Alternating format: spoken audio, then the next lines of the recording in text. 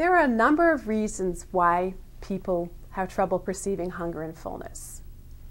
A really common one is if you were raised to clean your plate, as most of us were. And what happens when you're raised to do that? Well, basically you're taught at a very young age to not listen to your body. You're taught to overeat because you want to stop eating, but your parents make you finish, so you push it to the point of overeating.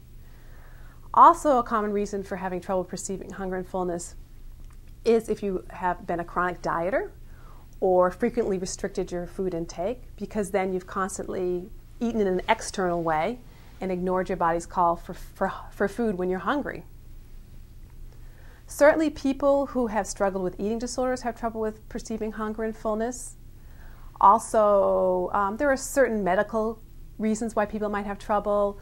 Perhaps you're on a medication that affects your appetite, or you have depression or chronic pain or gastrointestinal problems, or even sometimes pregnancy. You can't really perceive hunger and fullness very well. Sometimes it's not a good gauge at that point, and you can't really listen to your body as well.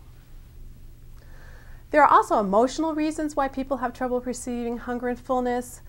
If a person's been physically or sexually abused, they may have trouble getting in touch with bodily sensations, or sometimes people feel undeserving of meeting their own needs. In those cases, things can get pretty complicated, and you would definitely need help from a therapist to explore those issues in order to get to the point where you can deal with perceiving hunger and fullness again. It can take time, it can take patience, sometimes it takes professional training, but for most people you can regain hunger and fullness signals and be able to eat intuitively so you can meet your body's need for fuel and monitor intake in a very healthy way and a very freeing way as well.